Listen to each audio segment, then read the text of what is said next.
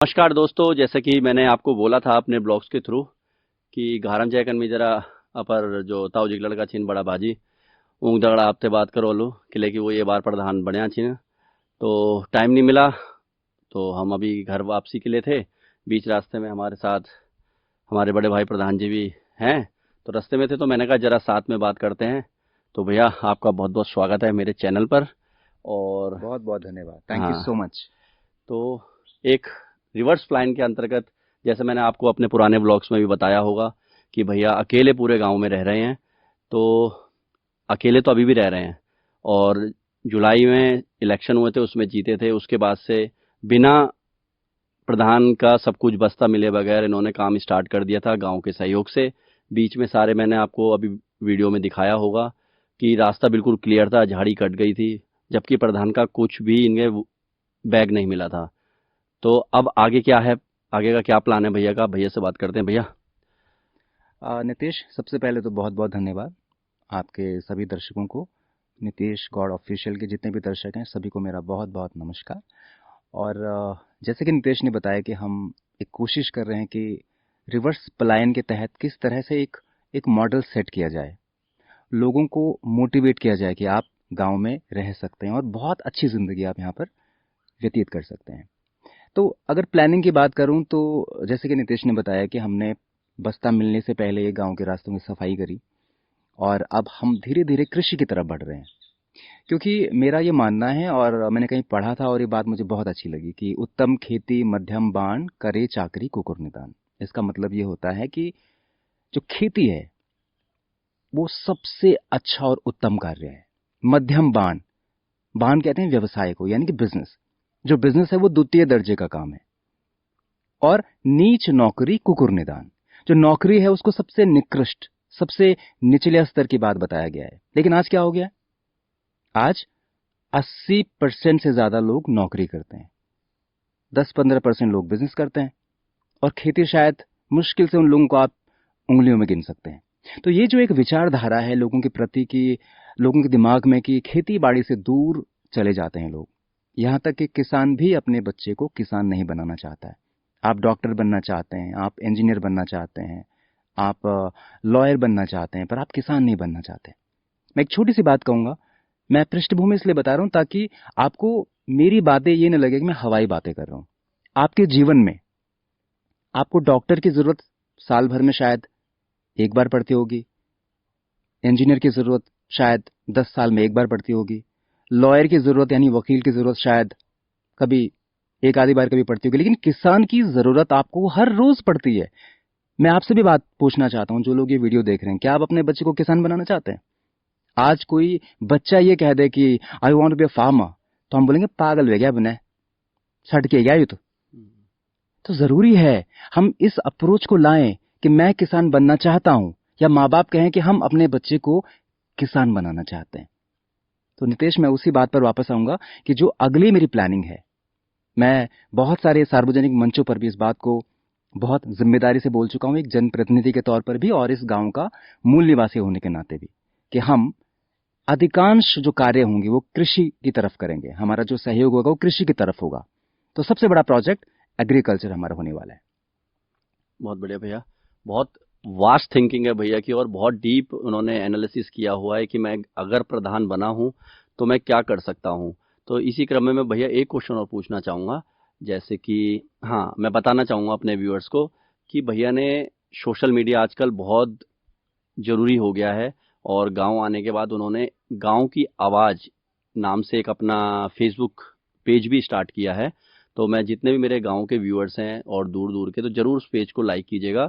और वो गाँव में क्या-क्या गतिविधियाँ कर रहे हैं, किस मतलब पथ पर वो अग्रसर हो रहे हैं, वो सब कुछ अपने चैनल्स के माध्यम से वो बताते रहते हैं। उनकी सोच मैं बहुत प्रेरित हूँ उनसे कि भैया ने अकेले रह के एक तो गाँव में ये सब कार्य कर रहे हैं।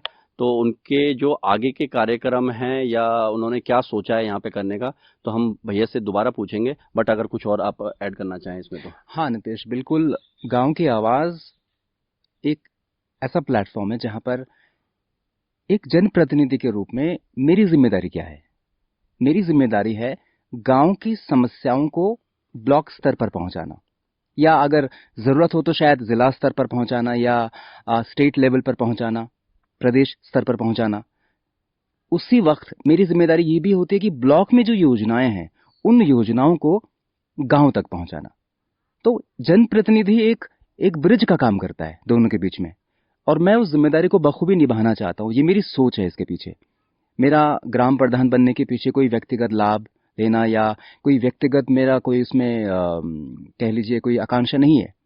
मैं चाहता हूं कि जनप्रतिनिधि की सही मायनों में जो एक जिम्मेदारी होती है, उस जिम्मेदारी को मैं बखूबी निभाऊं, और आप लोगों के आशीर्वाद से, आप लोगों के मार्गदर्शन से मैं उस जिम्मेदारी को बखूबी निभा भी पा रहा हूं और आगे भी निभाता रहूंगा।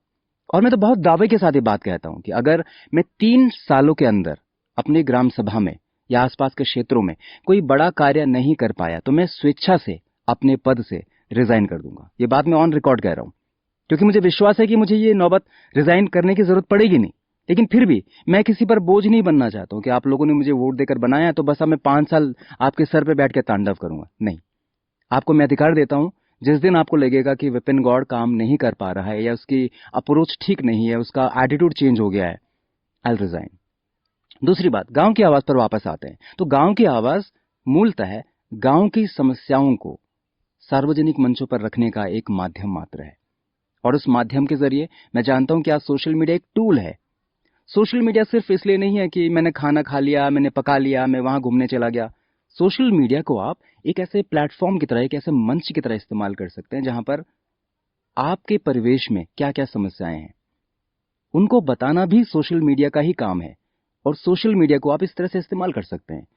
मैं अपनी बात बताऊं तो मुझे सोशल मीडिया एक बहुत अच्छा प्लेटफॉर्म लगता है, एक एक वेपन है मेरे लिए वो, जहां पर मैं अपनी बात को बहुत आसानी से रख सकता हूं। तो गांव की आवाज के जरिए आप लोग हमारे साथ भी जुड़िएगा, और अगर आपका कोई सुझाव है, आपकी कोई समस्या है, हम उस पर चर्चा करेंगे। क्योंकि किसी भी समस्या को हल करने का जो पहला स्तर होता है वो होता है चर्चा। हम बात ही नहीं करते हैं। गढ़वे में एक कहावत है कि माँ भी बच्चे ते दूध तभी पिलांद, जब रूंच बच्चा, जब बच्चा रूंच। तो अगर आपके गांव में कोई समस्या है तो कम से कम बताइए तो सही, अधिकारियों तक बात पहुंचाइए, कोई रिटर्न कंप्लेन कीजिए। और जैसे कल ही हमारी जन सुनवाई का एक कार्यक्रम था ब्लॉक विकासखंड जयरीखाल में, वहां पर हमने बहुत गरिमा के साथ, बहुत तार्किकता के साथ अपनी बातों को रखा, और सभी माननीय अधिकारियों ने हमारी बातों को सुना और हमें आश्वासन भी दिया कि हम बहुत जल्द इन समस्याओं का समाधान भी देंगे। तो यही गांव की आवाज है। वो गांव की आवाज सिर्फ टोपियल गांव की नहीं है या ग्राम सभा सारीतली की आवाज नहीं है। भारतवर्ष के या पूरी दुनिया के जितने भी गांव हैं, मैं चाहता हूं कि सभी गांव की आवाज हम बने, और पूरी पुरजोर कोशिश है कि हम सिर्फ आवाज बनकर न रह जाएं। समस्या है तो उसके समाधान की तरफ ही काम करें। ये मेरा अपना एक मोटिव है और मैं इसी मोटिव पे काम कर रहा हूं। भैया ने बहुत बड़ी बात की, अगर मैं गांव के लिए कुछ ना कर सका बड़ा तो मैं खुद ही रिजाइन कर दूंगा। बट बहुत बड़ी बात कही भैया आपने, और आजकल ऐसा होता नहीं है, हर कोई पद लेने के बाद चुपचाप बैठ जाता है, कार्यकर्ता भी नहीं है, पीछे पड़ना पड़ता है उनके। दूसरा, मैं आप लोगों को बताना चाहूंगा, भैया का बाय प्रोफेशन आप पता होगा कि भैया आरजे दक्ष के नाम से फेमस थे। वो भी मैं जरा भैया एक बार बता दीजिए आप उसके बारे में। देखिए, मेरे जो करियर की शुरुआत हुई एक रेडियो जॉकी के तौर पर हुई है। रेडियो जॉकी का मतलब बहुत लोग शायद नहीं भी जानते हैं, रेडियो प्रेजेंटर। जब हम कहते हैं कि आप सुन रहे हैं इस वक्त रेडियो मिर्ची 98.3 एफएम, मेरा नाम है सो एंड सो, तो ये जो आवाज़ें आप सुनते हैं अक्सर रेडियो पर, एफएम खासकर फ्रीक्वेंसी मॉड्यूलेशन जिसको हम कहते हैं, तो मैं उसी कार्य क्षेत्र से आता हूँ। और चूंकि रेडियो मेरा प्रोफेशन रहा है तो बोलने का बचपन से बड़ा शौकीन रहा हूँ। और चूंकि अब मैं एक जनप्रतिनिधि भी हूँ तो ये बात मैं बार बार कहता हूँ कि अगर मेरा रेडियो बैकग्राउंड मुझे एक जनप्रतिनिधि के रूप में एक ताकत देता है, मैं अपनी बात को बहुत अच्छे से अगर रख पा रहा हूं, तो क्यों ना मैं इस शक्ति को, इस स्किल को इस्तेमाल करूं।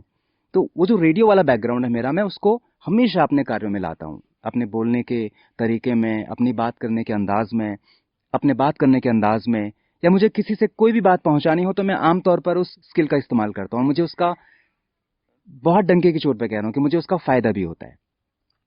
और कोई स्पेशल अगर आप सवाल पूछना चाहें तो आप पूछ सकते हैं। पूछूंगा मैं जरूर। हम थोड़ा आगे चलेंगे, चलते चलते भैया हमारे साथ है, एक जगह और बात करेंगे भैया से बैठ के आराम से, तब तक बने रहिएगा हमारे साथ। ठीक है, अब हम जरा थोड़ा सा और मत हिमाएगी वो जरा भाजी दगड़ चलते चलते बात कर दे। तो अब हम जग बैठे छो, तो बहुत अच्छो सीन भी जाग बटे दिखेणु छ। तो भाजी के एक प्लान और छे मिन बीच हम सूण छाई मैं सब जग द्वारा पढ़ बीच कि भाजी जो चिन बात करना चाहिए हमारे जत का भी ना आसपास प्राकृतिक स्रोत चिन जल का जो गुप्त होगी ना एक तरह से है ना, ऊँक मेंटेनेंस नहीं हुआ है और लोग भी नहीं चिन तो मेंटेनेंस भी नहीं हुआ है। तो भाजी बोना चाहिए कि वे में भी उन काम करना तुम्हें भाजी से पूछो जरा भाजी वे बारे में भी कुछ बताओ कि कत का आसपास जल स्रोत छिन जो इनकी लुप्त होएगी ना, और उनका क्या विचार चे आप कन के ठीक करला और क्या क्या आगने में काम आल। हाँ बिल्कुल नितेश, बहुत अच्छा सवाल छू।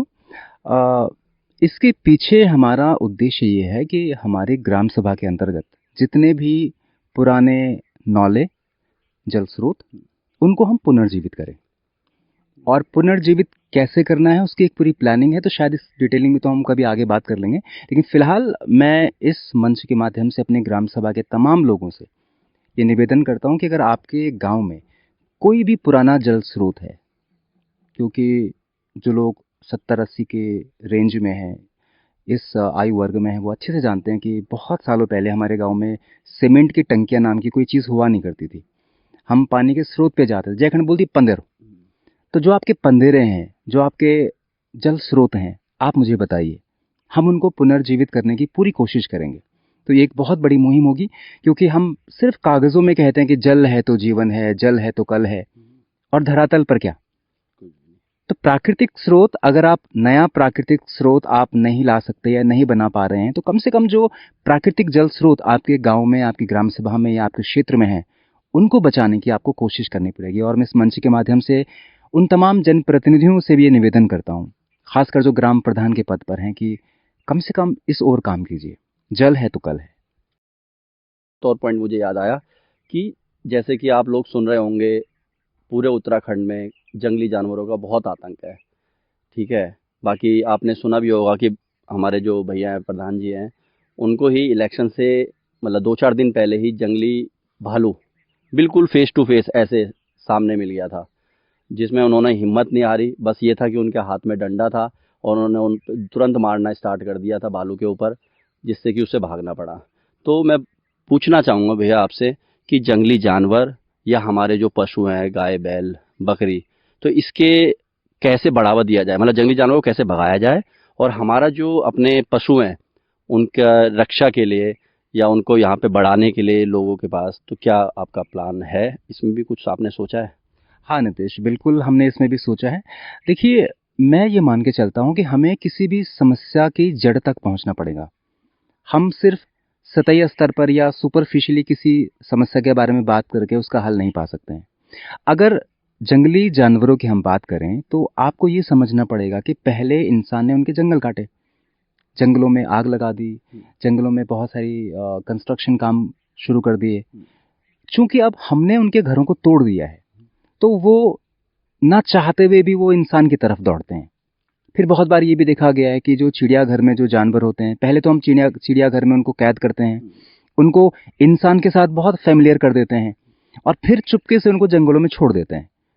अब जो जानवर इंसान के सामने पैदा हुआ चिड़ियाघर के अंदर, इंसान ने उसको खिलाया पिलाया, वो इंसान को जानता है, आज वो इंसान से क्यों डरेगा।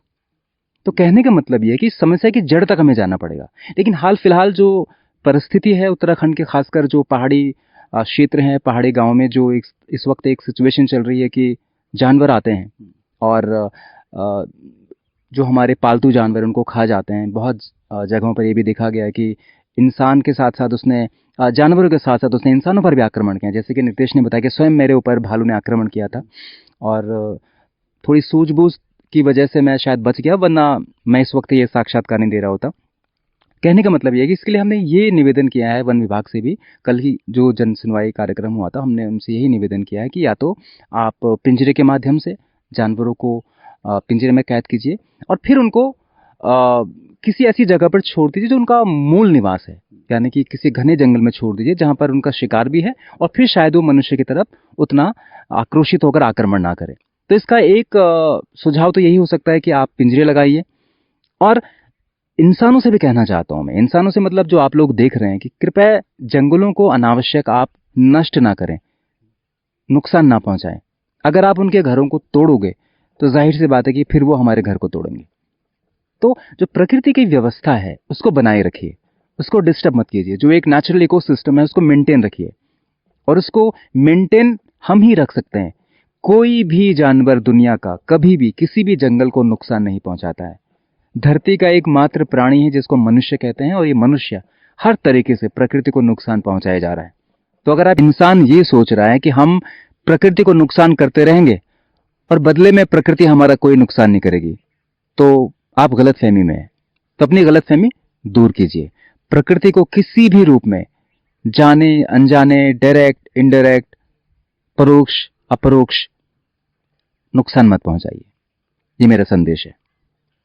बहुत अच्छा भैया ने बोला। तो भैया भी हमारे साथ बने हुए हैं, आप लोग भी हमारे साथ बने रहिएगा। हम इसके बाद अंतिम चरण में पहुंचेंगे, लास्ट साक्षात्कार के पड़ाव में, जिसमें हम भैया से 2 क्वेश्चन और पूछेंगे। तो बने रहिएगा हमारे साथ। भाजी बस हम अपने इस साक्षात्कार के बिल्कुल अंतिम पड़ाव पर हैं। फिर यहाँ से भैया गांव की साइड जाएंगे, हम ऊपर गुमखाल की साइड जाएंगे। तो भैया कल मैं आप लोगों को बता दूं, कल जहरीखाल ब्लॉक में जन सुनवाई भी थी। तो भैया वहाँ गए हुए थे और भैया ने ये क्वेश्चन भी रखा था वहाँ पर, वो जो मैं आपको बता देता हूँ कि गुमखाल से सारी तक एक रोड आई हुई है, तो उसका डामरीकरण नहीं हो रहा है।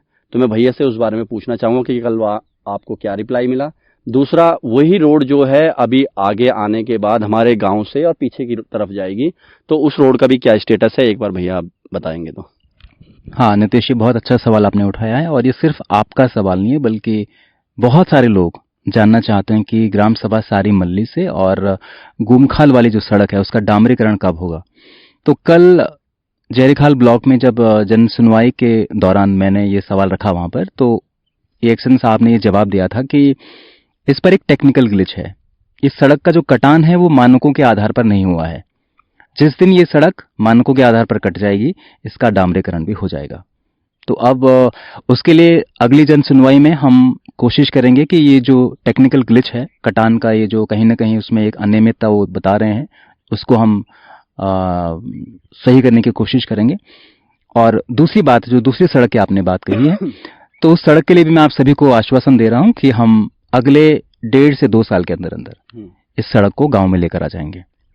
और तीसरी एक महत्वपूर्ण बात है, आप जितने भी लोग हमें चाहे देहरादून में देख रहे हैं, चाहे आप दिल्ली में देख रहे हैं, मुंबई में देख रहे हैं, यहाँ तक कि हो सकता है कि कुछ एक लोग जो हमारी ग्राम सभा से या हमारे क्षेत्रों से विदेशों में भी रहते होंगे, आप देख रहे हैं, तो मैं आप लोगों से एक निवेदन करना चाहता हूं कि गांव का विकास तभी हो पाएगा, या मैं यूं कहूं कि चौमुखी विकास, जब हर इंसान अपनी भूमिका अदा करेगा।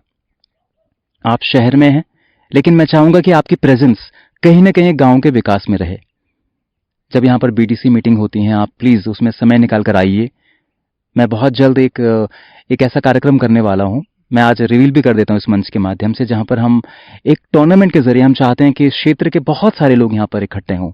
अब उस कार्यक्रम की रूपरेखा क्या होगी हम धीरे धीरे आपको बताएंगे, लेकिन अभी के फिलहाल के लिए एक टीजर के तौर पर मैं आपको बता रहा हूं कि हम एक ऐसा आयोजन करना चाहते हैं जहां पर ग्राम सभा के बहुत सारे लोग जो शायद अपने गांवों से नाता कई साल पहले तोड़ चुके हैं, पुनः हम चाहते हैं कि नाता पुनर्स्थापित हो और आप लोग समय निकालकर गांव में आए। कार्यक्रम की रूपरेखा हम बहुत जल्द आप तक पहुंचाएंगे, लेकिन कहने का मतलब यह है 100 बातों की एक बात कि आपकी जो भूमिका है गांव के विकास में, प्रत्यक्ष रूप से परोक्ष रूप से, आप जिस तरह से भी हमें मदद कर सकते हैं आप प्लीज कीजिए। क्योंकि अगर हम सिर्फ ये चिल्लाते रहेंगे कि गांव में ये नहीं है, गांव में वो नहीं है, इससे बात नहीं बनेगी। आपको अपनी एक एक्टिव भूमिका, सक्रिय भूमिका निभानी पड़ेगी। बस ये मैं आप सभी लोगों से निवेदन कर रहा हूं, और यकीन मानिए मैं बहुत बहुत आशावादी इंसान हूं। मुझे पिछले कई सालों के अनुभव के दौरान ये कहीं पर भी ऐसा नहीं लगा कि गांव में ये नहीं हो सकता, वो नहीं हो सकता। सब कुछ संभव है, मुश्किल नहीं है कुछ भी अगर ठान लीजिए। और अपनी बात को मैं यहीं पर विराम दूंगा कि एक बात है जो मैं हमेशा कहता हूं कि दुष्यंत कुमार साहब ने बड़ा खूब कहा है कि सिर्फ हंगामा खड़ा करना मेरा मकसद नहीं है, पूरी कोशिश है ये सूरत बदलनी चाहिए। मेरे सीने में ना सही, तेरे सीने में ही सही, हो कहीं भी आग मगर आग जलनी चाहिए। बिल्कुल, बहुत अच्छे शब्द। बहुत बहुत धन्यवाद। चलिए, आप लोगों का बहुत बहुत शुक्रिया भैया, आपका बहुत बहुत शुक्रिया, आपने टाइम निकाला और दूसरा हमारे को यहाँ तक छोड़ने के लिए भी आए। और इसी बीच में हमारा इंटरव्यू भी हो गया, बिकॉज कल भैया मीटिंग में गए हुए थे, उससे पहले टाइम नहीं मिल पाया। तो भैया ने यहाँ तक आया, हमने कहा चलो बीच में रास्ते में ही बनाते हुए चलेंगे इंटरव्यू को। तो आपने बहुत बहुत टाइम दिया, बहुत बहुत शुक्रिया आपका, बहुत बहुत धन्यवाद।